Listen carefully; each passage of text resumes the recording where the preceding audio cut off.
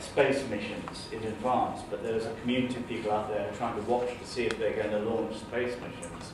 And it turns out, it's interesting, that the Chinese only went public when they had successful landing.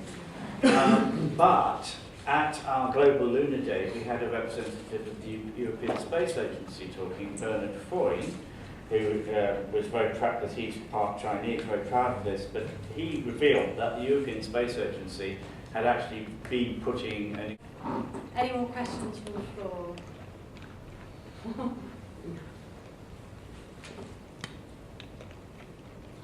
We've had a very whistle-stop tour through lots of different kinds of art practices and raising lots of different questions, and this moment where parallel experiences and forms of information exist at different, well, I can't say it, exist at the same time, but in different ways at the same time. I just wanted to say to Mark that my father was in the Merchant Navy at exactly that time off the coast of Australia and of New Zealand and Christmas Islands and the Easter Islands, and he died of acute myeloid leukemia 10 years ago. And so that was very moving to see. You could sense the research into it. Well, I had no idea. I've only just made that connection watching your work, so it was very moving watching it. Thank you. Thank you. Yeah. Well, it was interesting because whilst I was doing this research for Glowboys initially, I just looked in Yellow Pages, British nuclear veterans. I don't know why. Anyway, but there was actually this British Nuclear Veterans Association, which came about, I think, in the early 90s, when a couple of them met up for a reunion, just, like your dad, met up for a reunion for a drink, and then they found out that their grandchildren had the same deformities, 2 thumbs on each hand, and 2 of their grandchildren had the same deformity, so they were confused about it, and then they met up with some other ones, and they found that people were suffering from... Well, my father, I'm not aware of any genetic abnormalities. Yeah. I haven't found any. But he went on to work for the Military of Defence, and as a civil engineer and a tunneler, so was exposed to radiation in lots of places, and in Chengdu in China, in the new tunnels there. So we never had any idea. But when he died, we did get a payment in service payout, my brother and I. Oh, that's good. So, and I've never followed that up, as we were told not to ask where it came from. Because they weren't ever, because they were campaigning to get recognised as military veteran, actual war veterans, weren't they? But I don't think they ever got that status. No. So thank you.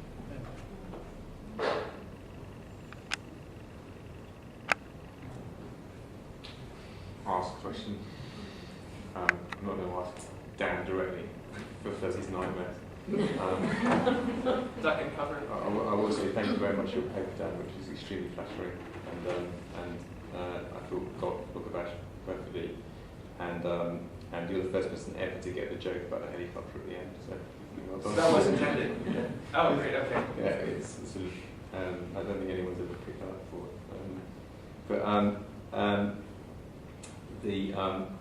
What I would say is that it's really interesting listening, coming here today and seeing, going through the material from that exhibition, seeing, Mark's movie, which is still quite incredibly fun, and Kerry's pictures, which just are as fresh as they were when I first saw them, and it's really great. It was really great work there, and I think it still stands up as great work.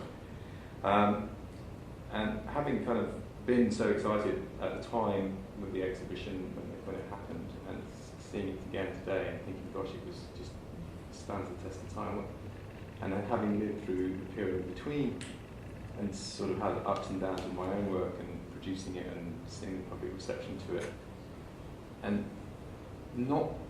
I'm quite intrigued as to what the panel think the difference in the public perception in this area is, particularly around nuclear archival nuclear material. now compared to then. You know, it strikes me that the conversation seemed so pressing at the time. You know, I personally put a huge amount of work into, you know, exploring it, and obviously you guys did too, and yet it seemed very pressing. Nuclear power seemed to be very important. The environmental questions seemed to be very important.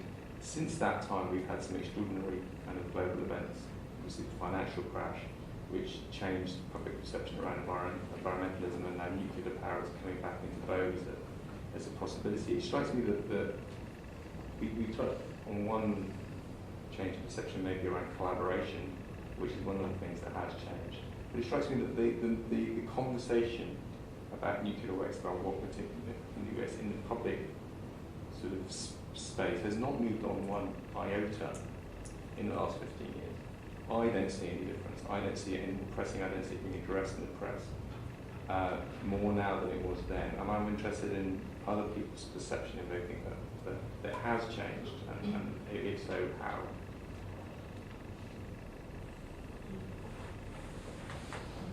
I mean, I'm not an expert on this at all, but I believe that, you know, if you think about Germany, I think, well, firstly, I mean, I really am speaking out of my knowledge area here, but I think that haven't they made nuclear energy kind of illegal, or like they're not pursuing it anymore? And also their use of renewable energy was something like 27% of their entire energy. 74. 74, is it? Okay. That was in the paper Just this week. Yeah. Okay, there you go. So I think we have to think about it outside the UK context.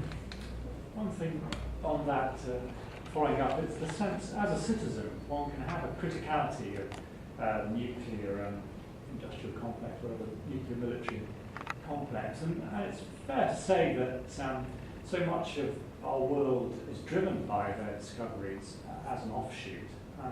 But if one looks around things and doesn't like it, and one can veer towards conspiracies, but there seems to be no sense in which, this really is a state within a state, there's no sense in which I can, even if I have an opinion, and there are many others like me, it's very difficult to see any agency in this, so that we sit back, and of course you've just mentioned Germany, say, perhaps trying to get away, but in fact they're trying to reopen some of their nuclear plants in Germany now, so it's complicated. But the point I was trying to make is that how do we get a kind of criticality about these things with any agency, because it seems as if it's all a secret state. Well, there's been some really interesting work on the secret state in just the last couple of years, and particularly a book by a man named Timothy Melly, an American academic, called The Covert Sphere. And one of the things that Melly points out is that even the idea that there is a secret state that is somehow unified onto itself is in fact really probably mistaken, because the secret state works by compartmentalizing knowledge, radically compartmentalizing knowledge, to the extent that information, you know, in one of these nuclear labs, information that is classified in one section of the lab could be in the public domain in another section of the lab. And information actually achieves classified status simply by going through a door, if you will. If you're on this side of a door and you talk about this, you're in violation of the law. If you're on the other side, talk about till the cows come home. So the covert sphere, the secret state, weirdly in some ways, at least in Melly's account, comes to know itself primarily through cultural production about the secret state. Because the secret state isn't talking to itself. I mean, if we're 5 members of the secret state, it's not like, you know, we get together on Friday and say, so, how's your research in the nerve gas going? And, yeah, doing great. My work on, you know, small thermonuclear devices. But it's actually a kind of feedback loop between the secret state and fictional or aesthetic production about it, such that it comes to, and you see this in the way that politicians will, for instance, borrow rhetoric from 24 or James Bond franchise, or even the ways, and one of Melly's key examples is that 1950s anxieties in the CIA about secret Chinese-designed brainwashing techniques that were perhaps being used in the Korean conflict, those anxieties were actually produced by another side of the CIA who had invented this story of secret brainwashing techniques. but the two groups within the CIA were not talking to each other.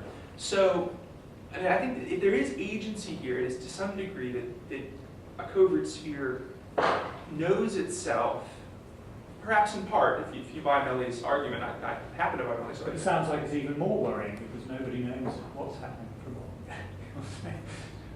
Well, I suppose that goes back to the X-Files question. Is there the group of 12 in the room, that gather and actually have oversight over everything? And I suspect no. But it's interesting. I was going to say, I don't know if people read about Trevor Pageman's project that he did quite recently, where he rented a helicopter and he was flying over the NSA headquarters. And it was a very simple project, simply as a photographer, to say this is a real place that actually exists as a physical infrastructure, a whole logistical kind of, it's embedded in a kind of logistical network where workers, of course, go. Thousands of people work there, they leave, there's transportation infrastructure, but simply like taking photographs from the air of this place that in some way operates as a kind of covert sphere within, say, public discourse. We don't actually, I couldn't put an image to the NSA, but we understand a certain set of kind of operations. And I thought that gesture as an artist was just kind of crucial to remind us that these are actual sites that are kind of nested within a large kind of infrastructure, and you have workers and people. It's not this kind of locked down, secret kind of enclave. There's people working in the cafeterias. There's all kinds of if you will, these places are porous to the external world, and I think that perhaps if there's going to be a certain kind of agency, probably needs to operate in those kind of spheres potentially. Can I just add that there are consultations that do happen on a regular basis. So if you go onto the government websites under consultations, they'll tell you what consultations are coming up or are active, and you can reply to a consultation. There's nothing stopping you from doing that. And talking about radioactive waste disposal, there was the big national consultation in 2006, which might pass some of you by, but they really try very hard to engage people about it. Recently, when they were looking for a volunteer, they still are looking for a volunteer community, and Cumbria withdrew, there was a consultation, a national consultation again on what should we do next, which probably passed you by as well, but there are consultations out there. You just need to look. This is my worry. I mean, I worked in between the time that I published the book and now I spent so many working at Telegraph, right? And I ended up publishing one of the papers around one of the Week of the World Edition, which is the newspaper. So I was editing a global newspaper, and I could not get science stories into the paper. It was almost impossible. They sat with Roger Highfield, who was fantastic. Like, he was actually an influence on me. I was doing my MA, I read his books. He was a science correspondent. He actually left Telegraph and went to scientists because he was so frustrated with the way his copy was treated. I think that what I was alluding to was, not that this work isn't going on, because I think the technicalities of the consultation process has improved, and with more collaboration, you see the sort of polar opposites of the debate have started to come together. But in the wider public consciousness, I don't see the debate moving forward. I don't see the newspapers wanting to engage with it. I don't see the mainstream media wanting to engage with it, and that really worries me. Even when I was in the media embedded, my embedded artist was actually running a newspaper, I couldn't get those stories through. And I find that incredibly frustrating, and I find it really, really worrying. And there seems to be, and I think it does come back to this. It's not a secret state. The state is us. There are systemic blocks to knowledge, and what interests me as a writer is how to unpick those. The reason I originally started writing about nuclear science and came to it before I met Jim was I've been writing about computers and technology for years, and I became very interested in what power computers and how they were made, and what power them, and it came to a realization, understanding that as we were building the cloud networks around the millennium, what was crucial to keeping the computer networks nuclear power, because it underpinned the networks throughout the 24-hour cycle was crucial to server technology. Right? And now I wanted to start that. So I thought, I want to write about the power. You know, by buying these things, by going using the cloud, by using mobile phones, we are complicit in the nuclear state, because it's those consumer choices that in fact enable the state and to make the demand for the power stations happen.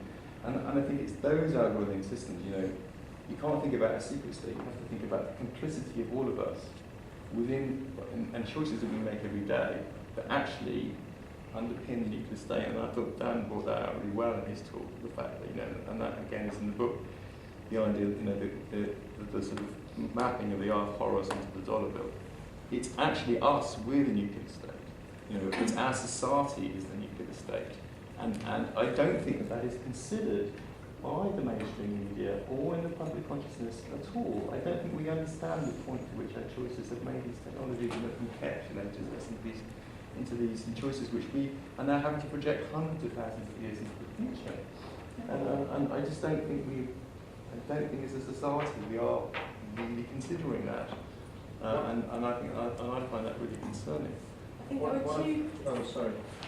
No, you speak, but I was just going to say there are two kind of ideas that came up throughout the discussions that characterise that. Perhaps one is the kind of banality of the nuclear economy that Joseph Masco talks about, and how the nuclear economy is rendered invisible. So maybe we could talk about that, and also the kind of compartmentalising of knowledge as well. And I think that perhaps this is one of the reasons we can all speculate about why this problem is, why we're at this point. But one of the things that artists can do is that we don't have to work within compartmentalised areas of knowledge.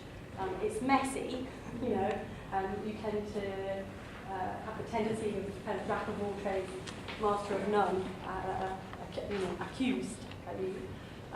But the compartmentalising of knowledge and of research, and universities and the way in which research is funding is part of this as well, that it's the interdisciplinary kind of discussions that we're trying to raise in this project that seem quite rare. So, sorry, John. I was just going to say, in response to what you were saying, that one of the reasons we're interested ourselves, us and I, establishing a network of counters, is that we're trying to bring presence to information, so that it's not always something that's a long way in the future, or it's not always something which isn't being properly mediated for whatever reason.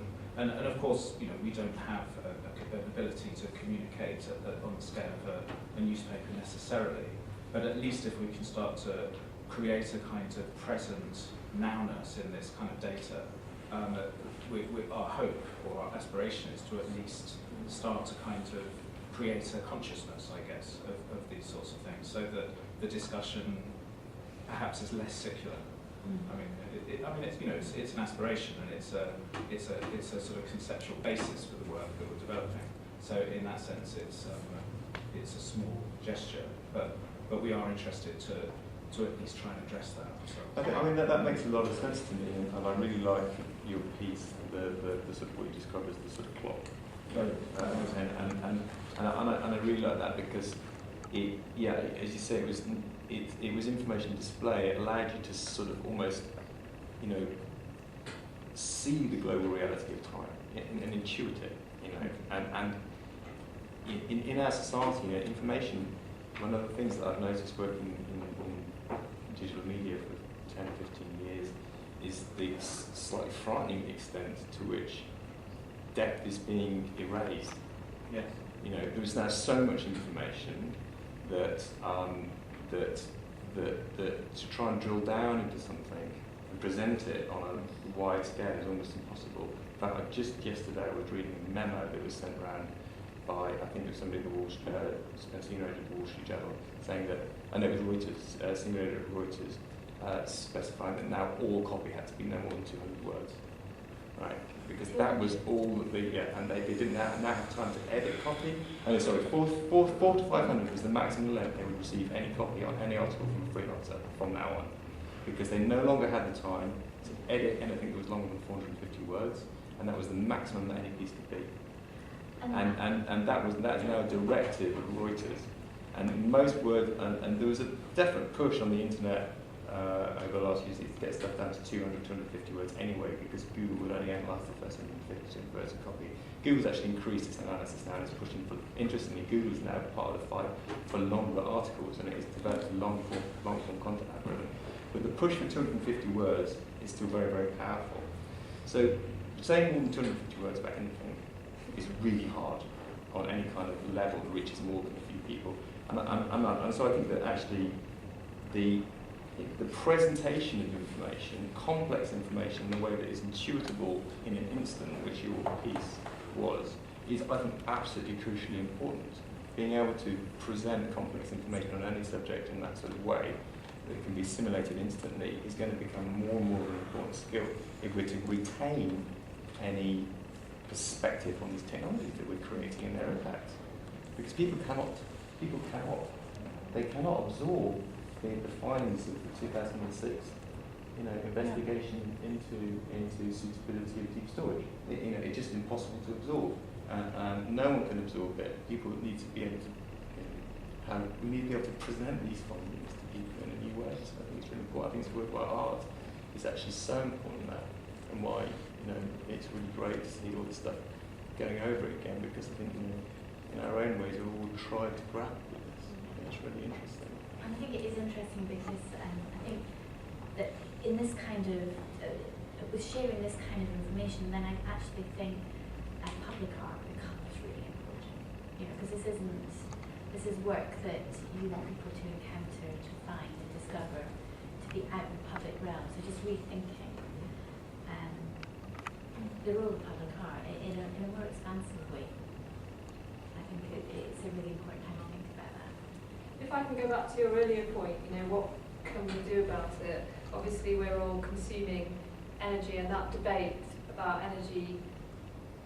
lessening energy consumption is not really happening. I mean, I guess we get blamed as consumers, but then the larger consumers, such as institutions, never get blamed. But this actually speaks to the core of capitalism, really, or as we might term it, neoliberalism. One of the hallmarks of neoliberalism, according to Noam Chomsky, who does these things so well in terms of sound bites, is that neoliberalism is never discussed in public. This is one of the hallmarks of neoliberalism, is that it's not discussed in public. That people don't really understand what it is. So this kind of idea of the market logic, we never get to kind of choose whether we actually want that. And we never get to debate the real issues. That's another hallmark of neoliberalism, that we don't get to vote on the real issues. So I guess, for me, a discussion of neoliberalism is or discussing that through art, is a good positive step. I think I'm agreeing with John and Ali and all the artists saying that they're addressing this, or that art is productive critique. Sorry, a slight interesting point on that is, if you think about television, perhaps 20 years ago, Channel 4 had many detailed documentaries on difficult issues and things. And a funny thing I've noticed in recent times is where art galleries now are the place for odd films and difficult subjects. And so it's a curious thing of art institutions, the White Cube, let's have a discussion of Iraq, whereas it might have been percolated through many different places like public halls and pubs and things, that there is a sense in which the critical sphere seems to be going into art galleries or art, and it's certainly not on television, but it does exist, I think, in London Review of Books, and there are the New Yorker, there are places where you can get 9 or 10 pages from Seymour Hersh on particular things, and they're very good. So it's not the end, but I think art has taken the mantle. In fact, sorry, on that note, the Freeze now, most of the interesting articles in Freeze are not on art, they're on politics and other places. We analyse that a bit. I think that's a really great point, but if we analyse that a bit more, I think really where the energy is going on is generally speaking in the talks programmes of art galleries rather than the programming of art galleries, and actually that's where all the political content is. And just to quote Isabel Braw of Textile Kunst, she called the talks programme of the Frieze Art Fair the intellectual crash. which I thought was really For me, I came today to look at the mythological and the temporal aspects of the planning for atomic gold. And in the break, I asked a question, which was, if the radioactive breakdown time is 10,000 years, and we're managing to break down the waste now fairly badly, but managing it as best we can, are we producing this for another 10,000 years?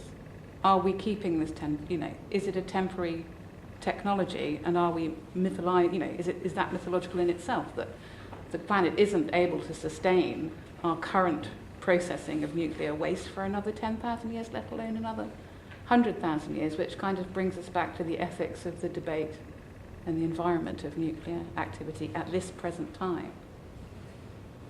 Well, at the last symposium, someone stood up and said that we still don't actually have any adequate geological storage for high-level waste. It's still very marginal, and I don't know if that's true or not still, but is there more high-level waste, a lot more high-level waste than we have possibilities for storing it? No, I mean, there are programs to build geological disposal facilities. The problem we have, especially in the UK, is we don't have one yet. Right. So we have the waste being stored on the surface. But other countries have got programs, and they are beginning to build these geologic disposal facilities. So I think so there is a plan. But there is a plan. It's just that they don't exist yet. It's work in progress. Sorry, I wanted to ask questions in relation, because there's this, one could argue that a concern with the radioactive is in some way is actually potentially romantic when faced with a much more the urgencies of, say, global warming and climate change that are being predicted in terms of decades of like cataclysmic environmental kind of change. So this preoccupation with something happening 10,000 years into the future, suddenly the optics have shifted tremendously, and even though we have this kind of much more kind of this urgency that's presented to us through global warming, nonetheless, there's if we think about what's happening in order to tackle that as an issue, actually very little. Even though the temporal frame is actually incredible, it's not abstract in the way that the nuclear poses a certain level of abstraction in terms of time. So I mean, I find that kind of incredibly sobering as a kind of lesson. So something that's being calculated within around 20 years becomes a kind of difficult time to manage. In terms of like all kinds of personal issues. This is one of the really pressing questions asked by a strand of contemporary queer theory. It's Lee Edelman's work, and also Lauren Berlant, who both pointed out that a concern for the future is in some ways a fundamentally conservative gesture, because it blinds you, it potentially blinds you. It can be used to blind you to very pressing concerns in the very, very, very, very present, so that the kind of cult of the unborn, as it were, can be used to legitimize a lack of concern for the, well, already born who are dying of hunger and malnutrition and all sorts of other things. And I think that these are parallel discussions in a way that, and in some ways it is very romantic to kind of gaze off into the distant, 10,000 years from now, who will occupy this space where we will leave them these toxic remains, as opposed to dealing with the fact that, well, in 20 years, coastal cities could be gone. So yeah, I think you have parallel. I think this was one of the things that Jim was reaching for in his later work, actually, and it's a really complex point, but the reliquaries that he made latterly, they're always slightly opaque to me, and I think to him too when he was making them. But I think in later discussions with him, I think what he was reaching for was this sort of double movement around. done a movement around the religiosity, not so much in the classic sense of the nuclear church, the nuclear priesthood, but more about the maintenance of nuclear waste almost becoming a project in itself and almost becoming a religious project in itself. Because one could argue, and I think that one possibility for the human race is always at its best when it's got a project. When it's in crisis and it's got a project. And one could almost argue, and I think Jim was sort of almost reaching for that idea that, well, almost the husbanding the nuclear waste could almost be that project which would unite the nuclear waste, and there's a religious sense to that. The storage of waste, the long-term projecting of these timescales, the effort entailed in trying to project our civilization into the future to do this job would almost be the thing that would pull us through the environmental crisis that we created in creating the waste. And that there was a religious power to that, and I don't think he was valorizing it. I just think he was trying to identify it, because that religious power could be a positive or a negative thing, as you say, could equally blind us to the present, as well as at the same time as presenting solutions to the past. But I thought that was an insight that he was reaching for, and I think it's a very powerful insight. There's a writer that I've been reading recently who does lots of experiments with deep time, Werner Vinge. I don't know if you've read any Werner Vinge, but he does a lot of real deep time projections, projecting stories that go on through sort of 10, 20, 50 million years of human time span. And I think it's really interesting. I think that's what Jim's work was trying to reach for, something of the power around that, around nuclear waste as the project in itself. And I think the tension between sort of the now and the far future is actually being the reason why nuclear waste and waste disposal has become the big issue that it has. That you have the two views. One is, we've created this waste, we need to deal with it in the most responsible way, thinking about the far future, in which case you would plump for disposal. And then there's the opposite view, which is, well, I don't want to do anything that will mean that the far future couldn't have done anything with it or couldn't have thought of something better, so I'll put it off and let them deal with it. And there's this sort of ethical sort of question which has been right through the whole debate of what do you do with nuclear waste. And to a certain extent, that's part of the reason why nothing has happened. Because if you actually pin down the scientists and say, does it have to be done tomorrow? The answer is no. And nobody really wants to stand up and make the decision. But the way that national debate that we had in 2006 was a way of trying to get through this, so that there was a decision that was made for the UK that this was the way we were going to go, so you don't get caught up in the politics of it because people are only thinking about 5 years or whatever. So that was the way through that. But every generation is going to have to go through that process again of deciding what is the way they want to put the balance. Sorry, Mark. I wanted to, yes, I agree with you, Tommy, but I think, and also just picking up what Jim Flint was saying about the possibility of it being a kind of devotional thing. The first step has to be relabeling it from waste, which is abject, which is something to be thrown away, which is something which is outside of curation, something that you don't want to see, to something which you want to see.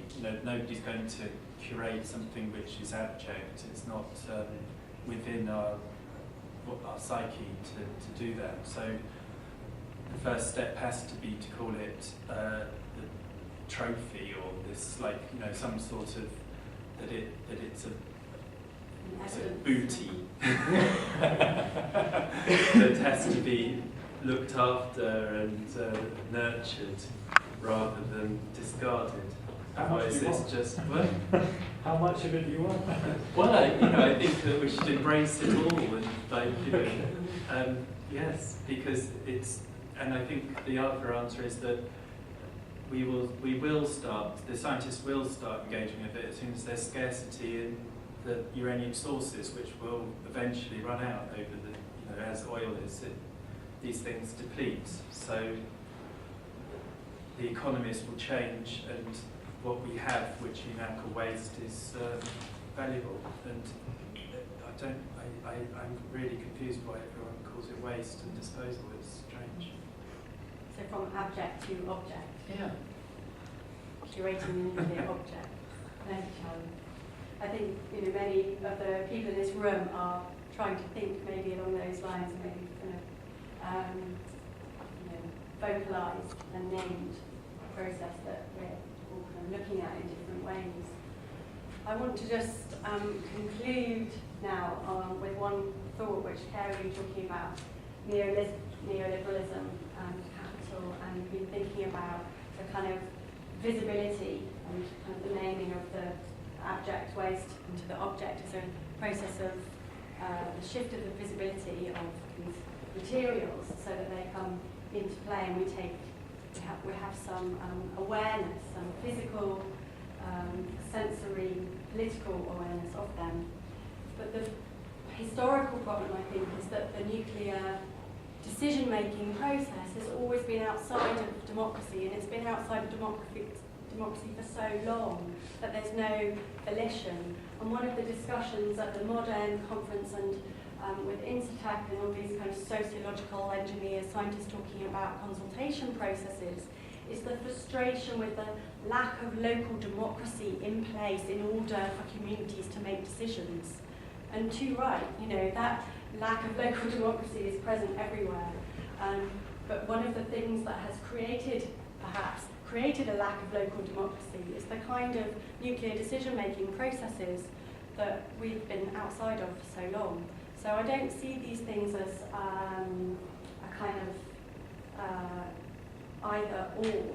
They're both conditions of each other, if that makes sense. So I think that whilst the consultation processes are very important, I think there are really good historical reasons for why they're not effective, or why they are effective in some ways, but they're not effective in that people are not engaged with them and are not taking part in them on a mass scale. They're relatively small, and the uptake and interest is very, very low. And so it's important that we look at the neoliberal history of, or the current neoliberal problems, but the history of nuclear decision-making being outside of the public domain and outside of any democratic structures. And like you say, like you say, Carrie, it's very easy to sort of blame an individual for leaving their light on when we're running kind of massive industries and institutions that consume vast amounts of electricity. And of course, we're all complicit, and I think that everyone here in their work is kind of acknowledging that complicity, not necessarily as an embedded process, but as a complicit process. And you can't really act, you can't have agency until you've come to terms with that in some way, I think. So that's my bit of rhetoric for the day, but we'll thank everybody who's presented their work today, and thank you all for coming, and we'll see you in the pub.